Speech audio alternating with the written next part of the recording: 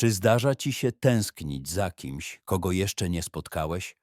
Niewytłumaczalne przyciąganie do nieznanej osoby, jakby dusza rozpoznała kogoś, zanim umysł zdążył to zrozumieć. W głębi serca pojawia się przekonanie, że to przeznaczenie, że wszechświat w subtelny sposób prowadzi. A co jeśli to nie wszechświat, a własny cień szepcze do ucha? Jeśli to nie przeznaczenie, a nieuświadomione pragnienia kształtują iluzję idealnej miłości. W tej podróży w głąb psychiki odkryjemy, jak często mylimy pragnienie połączenia z iluzją przeznaczenia.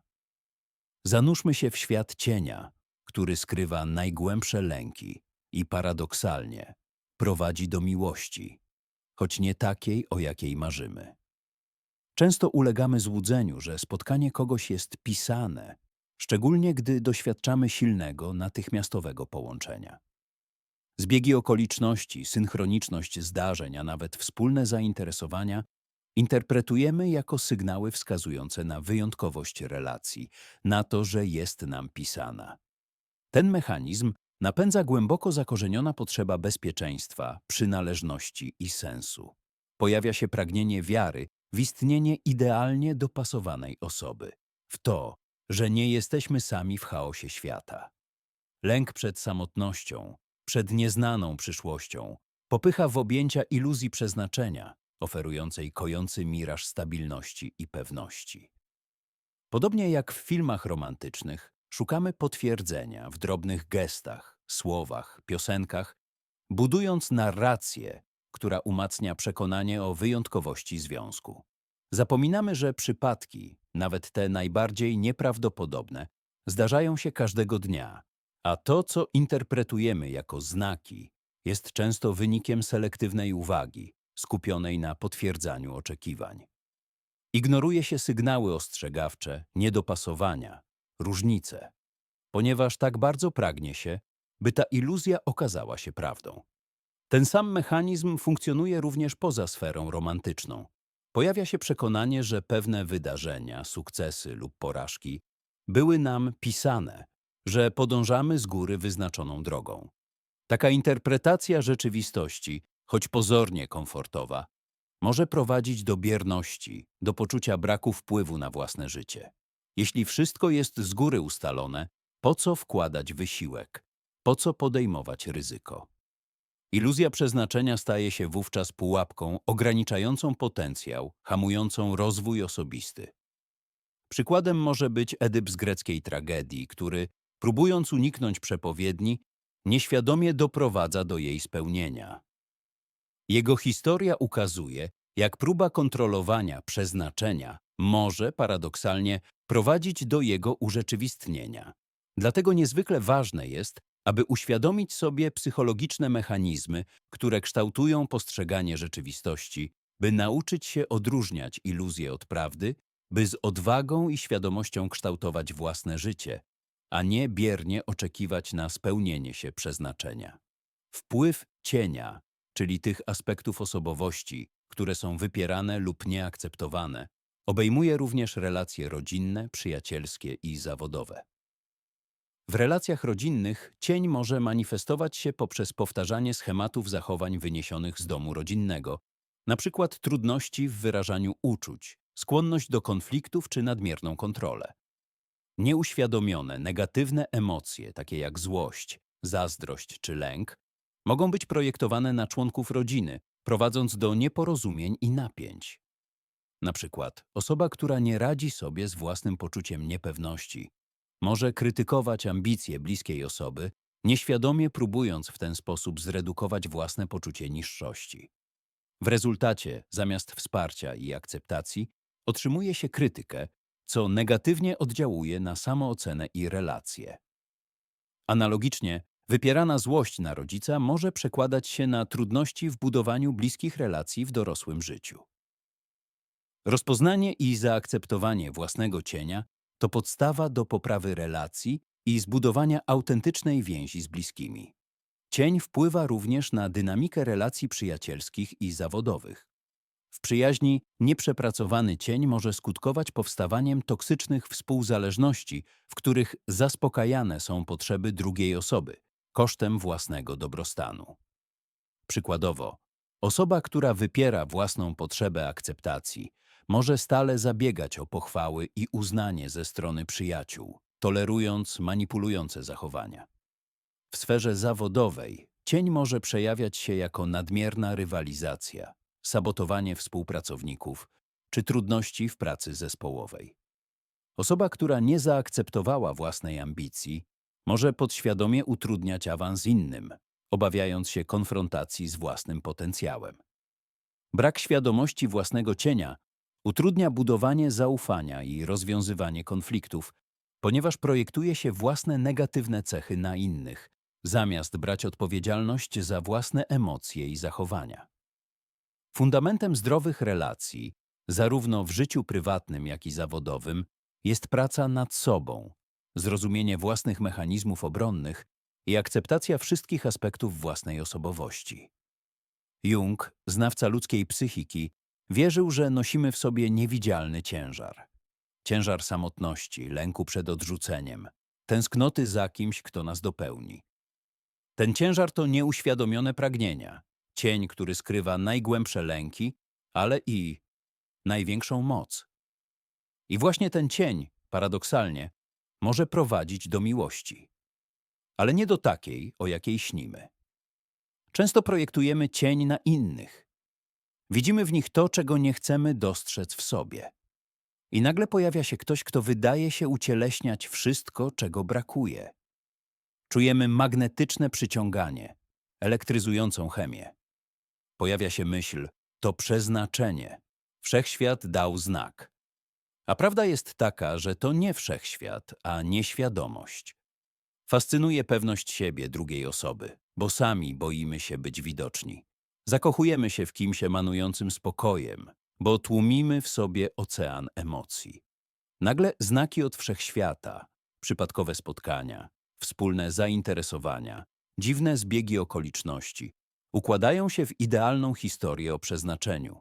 To tylko psychika gra z nami w swoją grę. Grę o integrację cienia. Jung nazywał to projekcją animy i animusa. Anima to kobieca strona psychiki, animus męska. To ukryte aspekty nas samych, które projektujemy na drugą osobę, tworząc iluzję idealnego dopasowania. Iluzję, która prędzej czy później zniknie. Projekcja animy i animusa manifestuje się w subtelny, a zarazem wszechobecny sposób, w codziennych interakcjach. Można projektować swoją animę albo animusa, ucieleśnienie wewnętrznego ideału, na kogoś, widząc w tej osobie cechy, których samemu sobie nieświadomie się odmawia. W ten sposób idealizuje się ją, przypisując jej cechy, które mogą nie do końca odpowiadać rzeczywistości.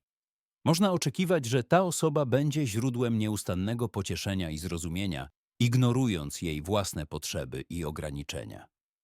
Takie projekcje, początkowo tworzące aurę romantyzmu i idealizacji, z czasem prowadzą do rozczarowania i konfliktów, gdy rzeczywistość brutalnie zderza się z wykreowanym obrazem. Rozpoznanie projekcji animy lub animusa wymaga samoświadomości i uważnej obserwacji własnych reakcji. Warto zadać sobie pytanie, czy zachowanie wobec kogoś wynika z jego lub jej rzeczywistych cech, czy też z wewnętrznych, nieuświadomionych pragnień i oczekiwań? Czy idealizuje się tę osobę, przypisując jej cechy, których może nie posiadać? Czy reakcje emocjonalne są adekwatne do sytuacji, czy też przesadnie intensywne, wskazując na projekcję wewnętrznego konfliktu? Rozwiązaniem jest integracja cieni, czyli uznanie i zaakceptowanie w sobie tych aspektów, które projektujemy na innych. Integracja cieni pozwala na zbudowanie bardziej autentycznej relacji, opartej na rzeczywistym poznaniu i akceptacji, a nie na iluzorycznych projekcjach. Wyobraźmy sobie kogoś, kto podświadomie tęskni za opieką i troską. Ta osoba może projektować swoją animę albo animusa na kogoś innego, widząc w niej uosobienie czułości i delikatności. Początkowo ta projekcja może być źródłem silnego pociągu, a ta druga osoba jawi się jako idealna, spełniająca najgłębsze pragnienia. Jednak z czasem, gdy realna osoba okazuje się być niezależną jednostką z własnymi potrzebami i ambicjami, niezgodnymi z wyidealizowanym obrazem, pojawia się rozczarowanie. Można zacząć krytykować tę osobę za brak empatii, nie dostrzegając, że nałożono na nią nierealistyczne oczekiwania, wynikające z projekcji własnej animy lub animusa. Kiedy okaże się, że ta osoba ma chwilę słabości i niepewności, można poczuć się oszukanym i zawiedzionym, obwiniając ją za niespełnienie wyidealizowanego obrazu, który samemu stworzono. Rozpoznanie projekcji animy i animusa wymaga szczerej introspekcji i gotowości do konfrontacji z własnym cieniem. Warto zadać sobie pytanie, jakie cechy idealizujemy w kimś, a których brakuje nam samym. Czy oczekiwania są realistyczne, czy też są wyrazem tęsknoty za czymś, co powinniśmy odnaleźć we własnym wnętrzu? Rozwiązaniem jest świadomość ich istnienia i stopniowe integrowanie tych ukrytych aspektów z naszą świadomością. Zamiast oczekiwać, że ktoś wypełni nasze wewnętrzne braki, powinniśmy skupić się na rozwoju własnej pełni. W ten sposób związek przestaje być areną projekcji, a staje się przestrzenią autentycznego spotkania dwóch całych i niezależnych osób. Co się stanie, gdy projekcja zniknie? Kiedy zdejmiemy różowe okulary i zobaczymy drugą osobę taką, jaka jest naprawdę? Często pojawia się rozczarowanie, frustracja, poczucie, że to już nie ta osoba. Wtedy albo szukamy kolejnego znaku od wszechświata, albo zaczynamy prawdziwą pracę nad sobą. Jungowska indywiduacja to droga do pełni, do integracji wszystkich aspektów siebie, także tych ukrytych w cieniu. To proces stawania się sobą, a nie połową kogoś innego. Paradoksalnie, im bardziej stajemy się sobą, tym mniej potrzebujemy przeznaczenia, by znaleźć miłość. Bo prawdziwa miłość nie polega na uzupełnianiu braków, ale na dzieleniu się pełnią. Wyobraźmy sobie, że zamiast szukać kogoś, kto nas uzupełni, pielęgnujemy te cechy w sobie. Zamiast czekać na znak od wszechświata, słuchamy intuicji. Zamiast projektować animę albo animusa na kogoś, integrujemy tę energię w sobie. To trudna droga, pełna wyzwań, ale jedyna do prawdziwej, dojrzałej miłości. A co z synchronicznością? Z tymi dziwnymi zbiegami okoliczności, które Jung nazywał znaczącymi koincydencjami. One nadal będą się pojawiać. Ale teraz zamiast widzieć w nich znaki od wszechświata, dostrzeżemy odbicie swojego wewnętrznego świata. Synchroniczność, widziana przez pryzmat cienia, staje się lustrem, w którym odbijają się nieuświadomione pragnienia, lęki i projekcje. To lustro odbija nie tylko wewnętrzne demony, ale i ukryty potencjał. Synchroniczność w tym kontekście można postrzegać jako mechanizm samoregulacji psychiki, dążącej do integracji odrzuconych aspektów osobowości. Jung zauważył, że zbiegi okoliczności często manifestują się w momentach kryzysu, transformacji, kiedy stoimy u progu ważnych życiowych decyzji. Właśnie wtedy, gdy świadomość jest przeciążona, a ego chwiejne, otwiera się przestrzeń na to, co irracjonalne, na przebicie się treści z nieświadomości zbiorowej. Zjawisko synchroniczności staje się wówczas drogowskazem, subtelnym, symbolicznym językiem, którym przemawia do nas głębsza jaźń. Nie jest to jednak język łatwy do zrozumienia. Wymaga on uważności, intuicji i gotowości do zmierzenia się z tym, co skrywamy przed sobą. Badania nad zjawiskami paranormalnymi, choć często traktowane z dystansem przez naukę konwencjonalną, oferują interesujące, paralelne perspektywy.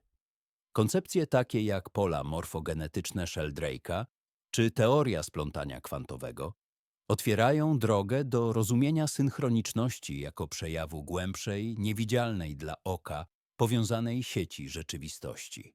Synchroniczność w tym ujęciu przestaje być jedynie zbiegiem okoliczności, a staje się manifestacją ukrytego porządku, wyrazem głębokiej interkonekcji pomiędzy wnętrzem a światem zewnętrznym. Zdarzenia synchroniczne mogą działać jak katalizatory rozwoju, wspierając proces indywiduacji, czyli dążenia do pełni i samopoznania. Dlatego tak ważne jest, aby nie ignorować tych pozornie przypadkowych zbiegów okoliczności, ale traktować je jako cenne wskazówki na drodze. Badania nad zjawiskami paranormalnymi, choć kontrowersyjne, mogą w przyszłości rozjaśnić naturę synchroniczności i pomóc lepiej zrozumieć ten fascynujący fenomen. Być może klucz do rozwiązania zagadki synchroniczności leży właśnie w połączeniu wiedzy psychologicznej z otwartością na eksplorację zjawisk, które wykraczają poza ramy tradycyjnego pojmowania rzeczywistości. Cień, będący siedliskiem wypartych treści, potrafi misternie manipulować percepcją synchroniczności, prowadząc do nadinterpretacji i tworzenia iluzorycznych powiązań. Pragnienie znalezienia sensu w chaosie istnienia sprawia, że dostrzega się wzory tam, gdzie ich nie ma. Wyobraźmy sobie osobę zmagającą się z głębokim lękiem przed utratą pracy. Niespodziewane spotkanie znajomej osoby, która opowiada o zwolnieniach w swojej firmie, przeczytany artykuł o kryzysie ekonomicznym, a nawet przypadkowo usłyszana rozmowa w autobusie na temat bezrobocia.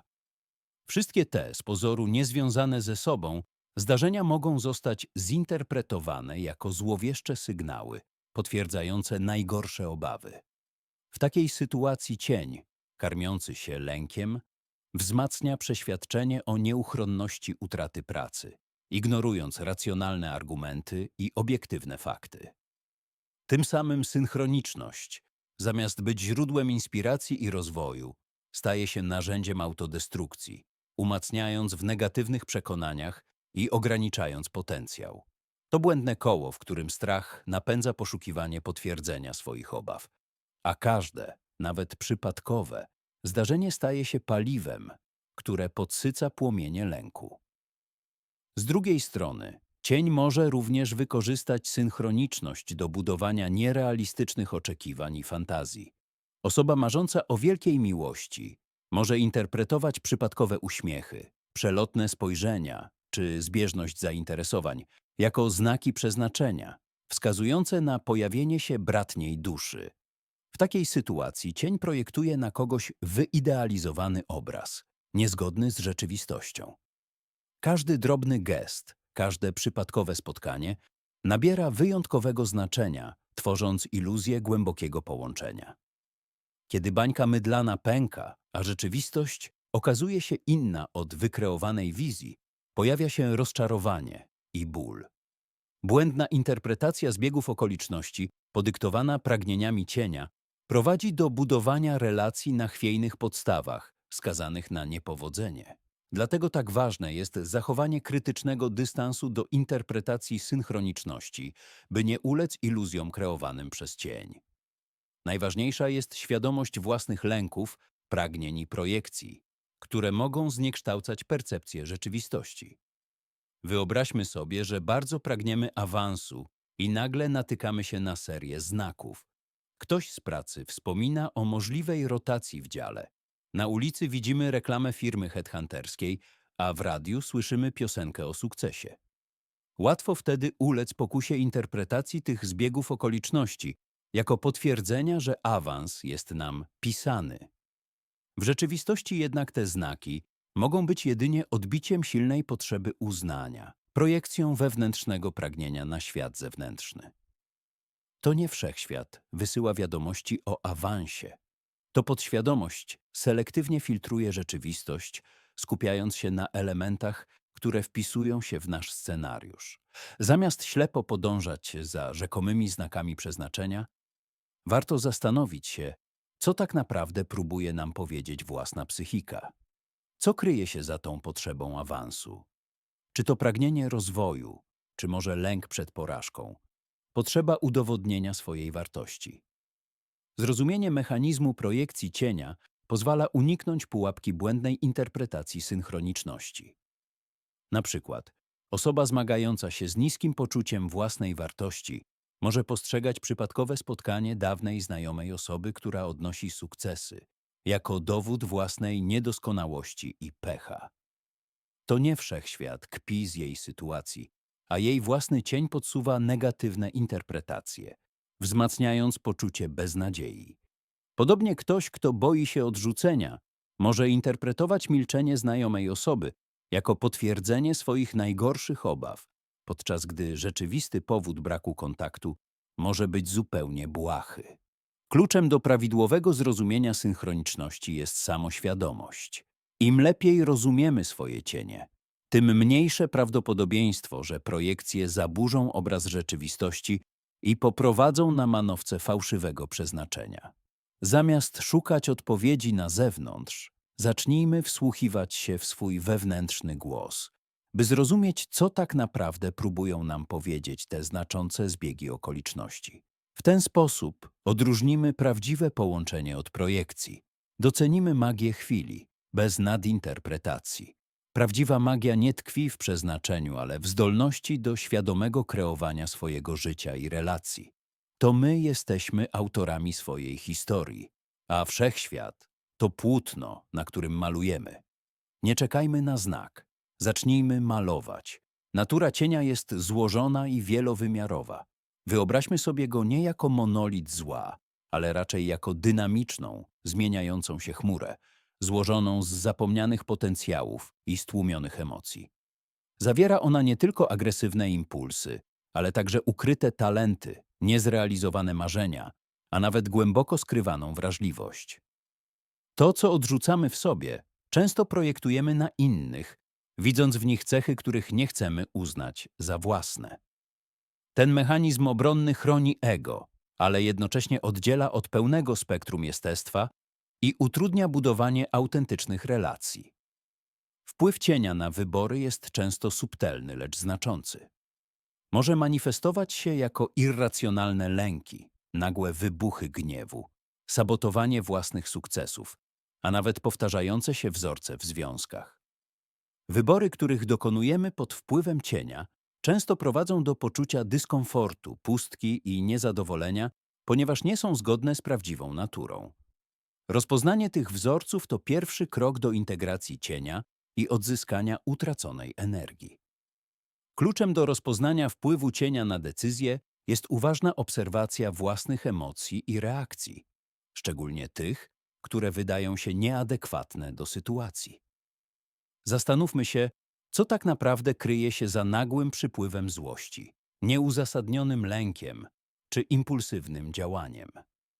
Czy to rzeczywiście reakcja na bieżące wydarzenie, czy może echo dawnych, nierozwiązanych konfliktów, ukrytych w zakamarkach psychiki?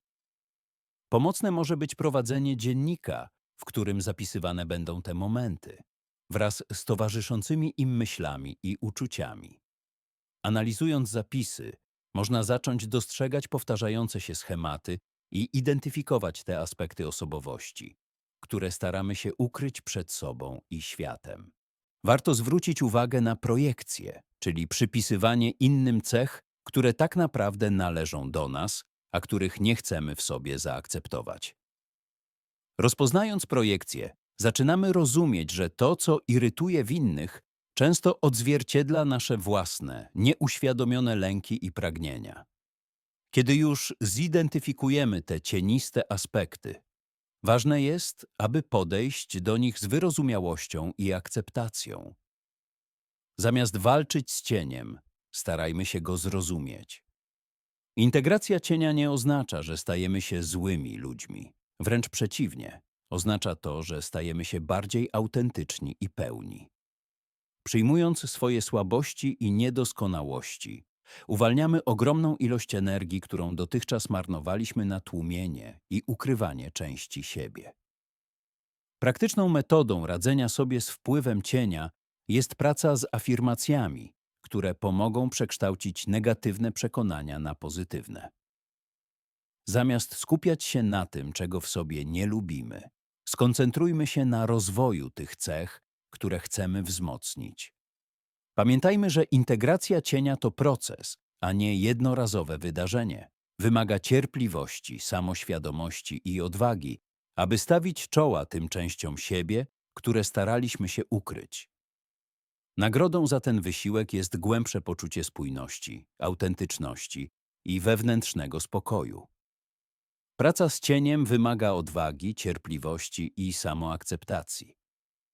Nie chodzi o to, by pozbyć się ciemnych stron, ale o to, by je zrozumieć i zintegrować z całością osobowości. Można to osiągnąć poprzez różne praktyki, takie jak introspekcja, analiza snów, medytacja czy terapia. Ważne jest, by stworzyć bezpieczną przestrzeń do eksploracji swoich emocji i myśli, bez osądzania. Przyglądając się temu, co drażni w innych, można odkryć cenne wskazówki na temat własnego cienia. Kiedy zaczynamy akceptować zarówno jasne, jak i ciemne aspekty siebie, odzyskujemy utraconą energię i zaczynamy żyć w sposób bardziej autentyczny i spełniony. Integracja cienia to proces, a nie jednorazowe wydarzenie. To podróż w głąb siebie, która pozwala odkryć pełnię potencjału i zbudować głębsze, bardziej satysfakcjonujące relacje z samym sobą i otaczającym światem. Jeśli ten temat zainteresował, zachęcamy do subskrypcji naszego kanału i podzielenia się swoimi przemyśleniami w komentarzach. Czy doświadczyłeś albo doświadczyłaś czegoś, co wydawało ci się znakiem od wszechświata? Chętnie poznamy Twoją historię.